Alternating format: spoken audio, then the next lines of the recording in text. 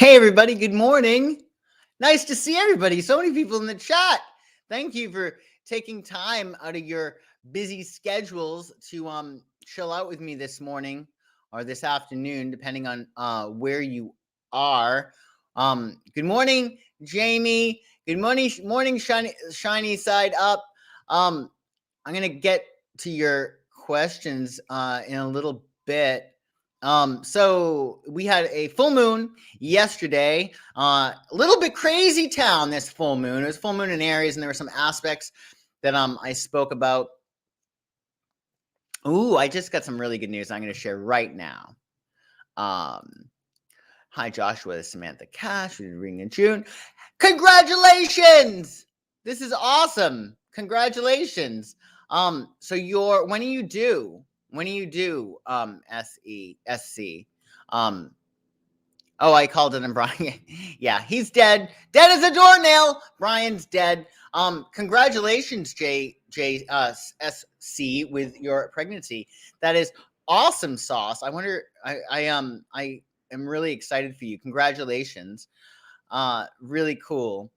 So yeah, yesterday we had a full moon and the energy was a little bit rocky. A lot of stuff going on right now with this full moon because we had a lot of planets that were retrograde and now they're direct. We have Saturn direct now, Pluto direct now, Jupiter direct now, and Mercury direct now. However, Mercury is still a little slow. It's going to be up to speed by November 1st. November 2nd, you want to give it to. So essentially, we're moving forward and we're creating new structures in our lives. Okay, so her baby, SC's baby, is due in June around summer solstice. Okay, so you could have a Gemini or a Cancer. You could have a Gemini or a Cancer. That could be really cool.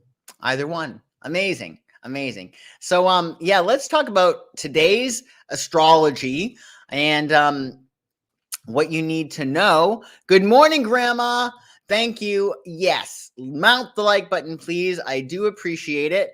So yeah, today you want to grab a cupcake, right? You want to grab a cupcake because we had a crazy ass full moon in Aries yesterday. And now the moon's in Taurus. So the protocol is you start shit under the Aries moon and then you finish shit under the Taurus moon.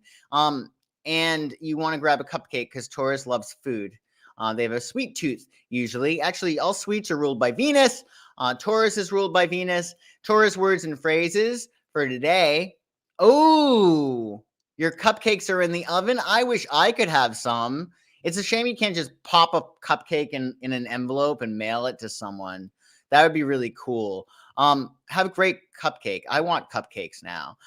So yeah, Taurus moon. Words and phrases for Taurus include stability, security, sensuality, possessions, money, music, loyal, stubborn, practical, status quo, steadfast, solid. You want to use the Taurus moon for activities that yield solid results, financial matters, nesting, resting, enjoying your body. Taurus is the most sensual sign of the zodiac. Music, girl, get your records on because you can really enjoy music under the Taurus moon. So many great musicians are under the sign of Taurus. Adele, Stevie Wonder, Billy Joel, Jack Johnson, Janet Jackson. The list goes on and on. And of course, food. Lots and lots of food. Taurus loves to eat. So that is your day for today. At the end of this forecast, we'll talk about tomorrow for those people who won't be who want to start their day at normal time, because some people will get my broadcast, which I do at 9 a.m. PT. Other people will get it at noon. So we'll talk about tomorrow's aspects at the end of this video.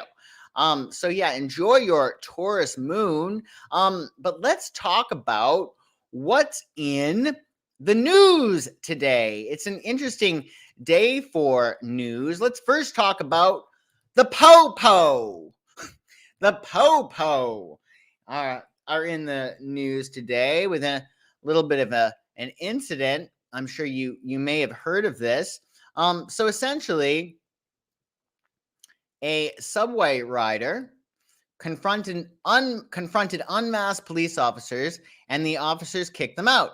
Andrew Gilbert said he repeatedly asked two officers to wear masks in accordance with MTA and police department policy. He was eventually pushed out of the station. This is what happened. So the story goes that this is the New York Times reported this. New York City police officer grabs a male commuter by his jacket and pushes him through an emergency exit door at a subway station. Video posted to social media shows. "You're being disruptive," the officer tells him. The man in the 35-second video clip, this is the guy. This picture speaks a thousand words. He got more than 1 million views about this video that was taped. In a fresh wave of criticism of the police, said in an interview that the confrontation erupted when he asked the officer and his partner to put on masks. Andrew Gilbert, 27, this is him again. He obviously wasn't in a rush to get to work, and he had just gotten off the train on his way to work around 8:45 a.m. on Tuesday when he approached the two officers at the 8th Street subway station in Manhattan. I think that's East Village, and were not wearing masks. The officers weren't wearing masks, and he asked them to put them on in accordance to the rules. The MTA requires masks to be worn inside subway stations and on trains, and the police department requires officers to wear face coverings in public transit settings. But this guy wouldn't have it. He saw the officers and decided to intervene. He actually goes on to say the male officer sort of started playing dumb with me, saying, like, "I can't hear what you're saying through your mask," Mr. Gilbert said on Wednesday. The back and forth continued for about a minute, Mr. Gilbert said, before the officer shoved him about 80 feet backward and pushed him out of the exit door. "If you're not going to ride the train, just get out," Mr. Gilbert said the officer told him. So Victoria Hall, who also wasn't in a rush to get to work that day, from the Bronx, she recorded the video and said in an interview on Wednesday that she might have overlooked the incident were it not for the behavior of the male officer, who she said was mocking Mr. Gilbert and being really obnoxious. She added, the police officer, once Gilbert said to the officers, "Put on your masks," she added that the police officer should have said, "Thank you for reminding me. I'm sorry. I shouldn't have forgotten. I'll be more mindful in the future." That's what she said the officers should have said. Ms. Hall said the willingness of the officers to flout public safety precautions frustrated her.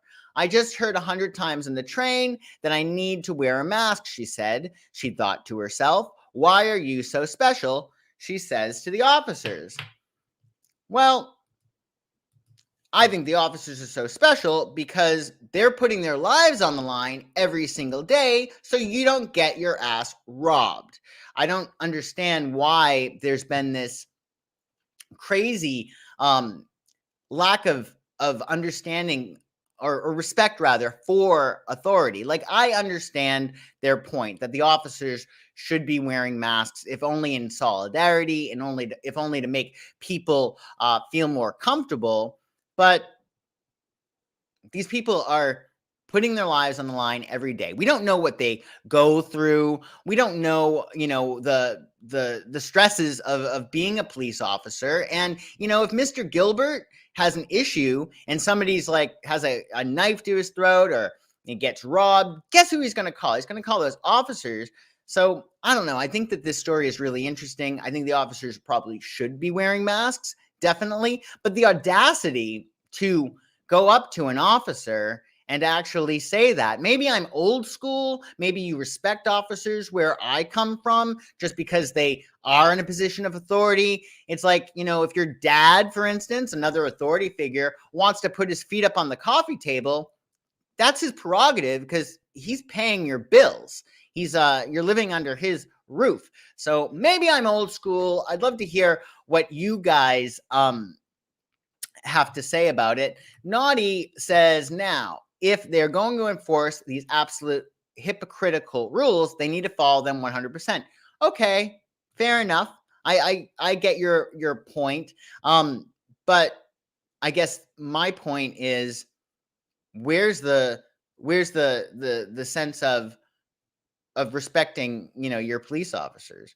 I mean, I don't think overall anybody should be telling anybody what to do. Nobody should tell you to wear a mask. I don't think that is right. I think that we all should be wearing masks in public because of the mandates and to make people feel uncomfortable. Excuse me, make people feel comfortable. But I think as soon as we start telling people to do certain things, we're in the wrong. If you're so threatened by two officers or anybody not wearing a mask in a train, then you should be at home, like in the bunker, right? I think that if you're vaccinated, if you're wearing a mask, like, mind your own freaking business, especially with officers. Maybe I'm just more respectful to for officers. Right as Rain says, yes, freedom of choice for masks, same in school. I respect officers, but tyranny is running amok.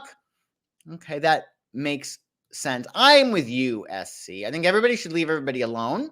And I get your point, Naughty, that you should lead by example. I can't get the audacity of somebody going up to an officer and actually saying, excuse me, put on your mask. Like, who does this little pipsqueak think that he is to do that? Like, I know he should be wearing a mask. So you say to yourself, okay, cop is an asshole. Great. But you go about your business. You don't tell him to wear a mask. I mean, I think it's completely insane that he would do that.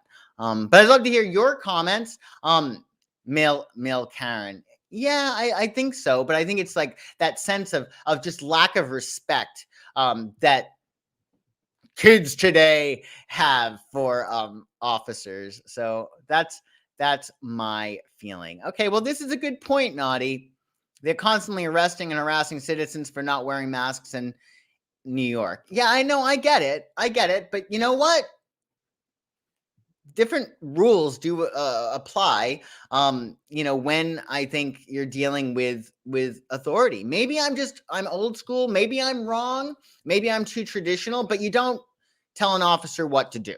They're putting their life on the line every single day to save your ass. So guess what? You just look the other way and let them do what they want. So I understand both sides, but that's my feeling. If you guys who are watching this at a later date have any comments about this issue, I would love to hear what you have to say. In other news today, which is a little bit interesting, got to show you this. I do appreciate this comment that I got in the beginning of the show. Only to see you, dear psychic, would I ever click on a thumbnail with that wench. I appreciate it. I do appreciate it. Yeah. She's a little bit much. I think that she's a little bit much, but I think that she knows exactly what she's doing. There are no flies on Meghan Markle. Like, she knows exactly what she's doing. She decided she wanted, when she was a little girl, to be a princess. She was walking around with a tiara. She knew what she wanted. She wanted to be a princess, and she knew exactly what she was doing. I mean, you got to give her props. Chick knows what she wants, and she goes after it. Good for her. But now she is advocating for paid family leave in an open letter to Congress. I am, quote, I am, like many, an engaged citizen and parent, the Duchess of Sussex wrote. Meghan, Duchess of Sussex, is advocating for paid paternal leave for parents across the nation. The Duchess addressed her letter, which was published on Paid Leave for All, to U.S. Senate Majority Leader Schumer and Pelosi, passionately writing about why nationally mandated paid leave is essential for all American parents. She says in the open letter, I'm not an elected official. I'm not a politician. I am, like many, an engaged citizen and parent. And because you and your congressional colleagues have a role in shaping family outcomes for generations to come, that's why I'm writing to you at this deeply important time as a mom to advocate for paid leave. She also raises a very good point Many other countries have robust programs that give months of time for both parents, birth or adoptive. I'm guessing also they're talking about fathers as well as mothers. I think that's what the big thing was before. The parents are getting leave now too. If you know whether or not this advocacy for paid leave applies to both fathers and mothers, let me know in the comments, please. Um, to be at home with their child. So the United States, in stark contrast, does not federally guarantee any person a single day of paid leave. And fewer than 1 in 4 workers has dedicated paid family leave through their employer. I'm sure you agree that if we are to continue to be exceptional, the United States she's talking about, then we can't be the exception. So then she raises a point about the pandemic. Over the past 20 months, the pandemic has exposed long existing fault lines in our communities. At an alarming rate, millions of women dropped out of the workforce, staying at home with their kids as schools and daycares were closed, and looking after loved ones full time, she wrote. The working mom, a parent, is facing the conflict of being present or being paid. The sacrifice of either comes at a great cost. Markle did acknowledge in the letter that she and her family in no way face the same challenges that other families do when it comes to raising a family.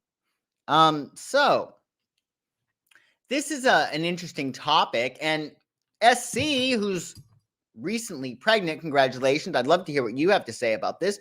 This is my feeling, especially if it's involving, I believe it's involving fathers as well as mothers. Say I'm working in an office and the guy across from me, let's just say for sake of argument, he's not a family man, and he's not a family man, and he knocks some chick up.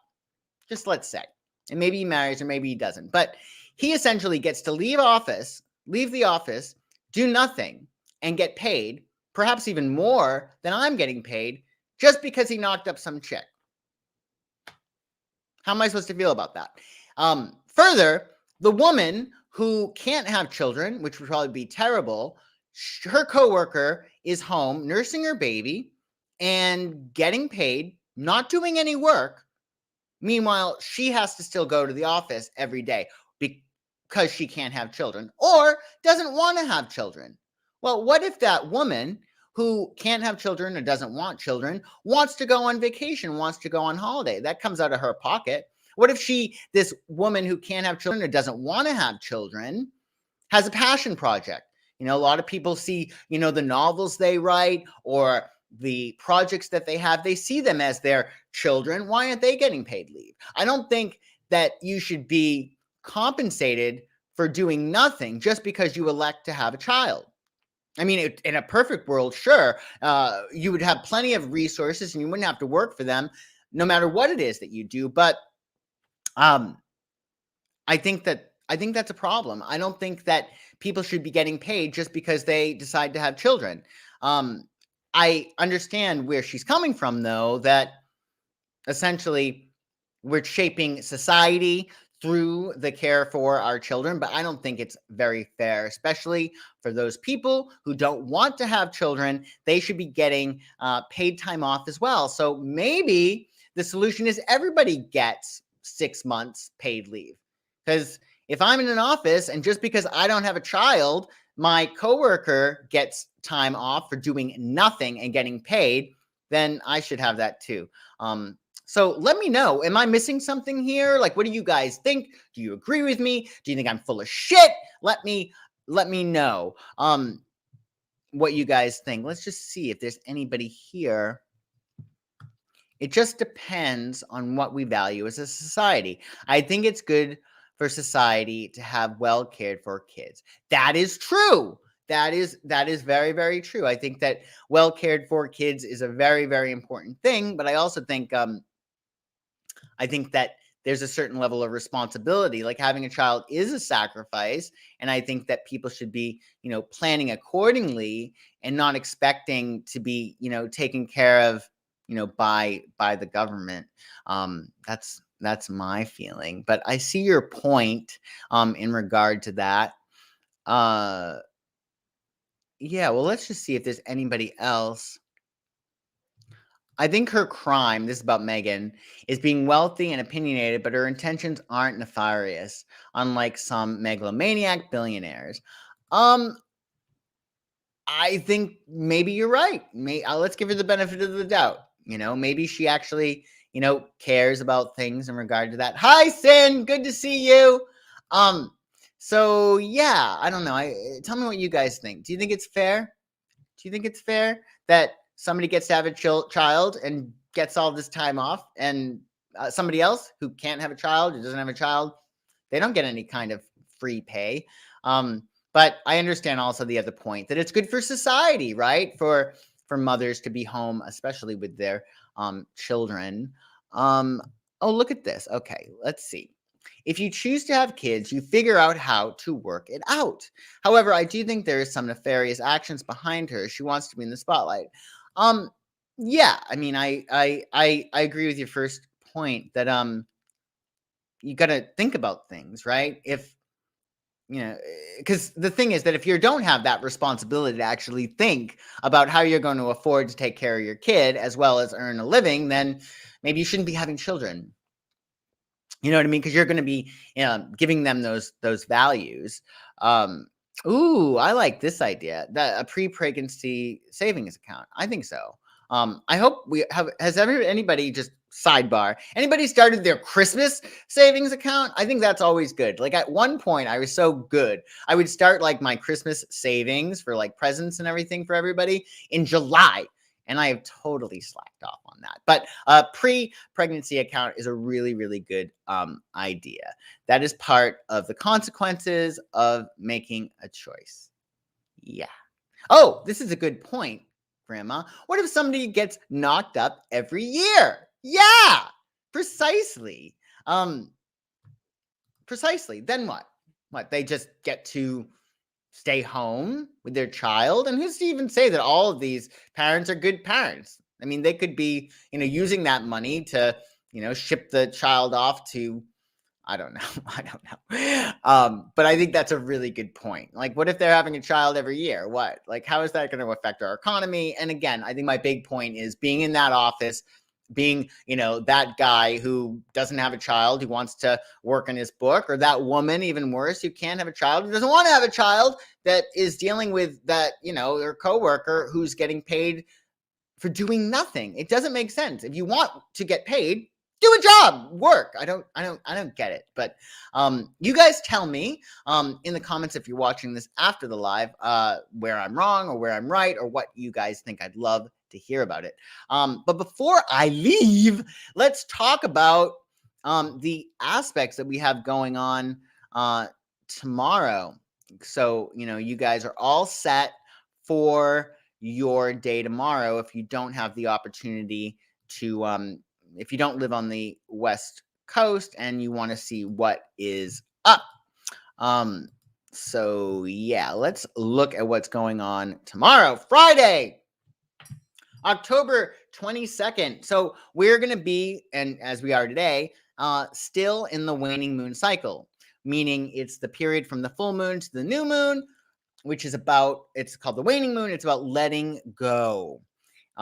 It's about letting go and letting God. It's about releasing resistance, right? The waning moon. It's all about letting go. It's Venus's day tomorrow on Friday. It's a double whammy of Venus energy because the moon will be in Taurus as well, which is ruled by Venus. So spread the love like this crazy chick here.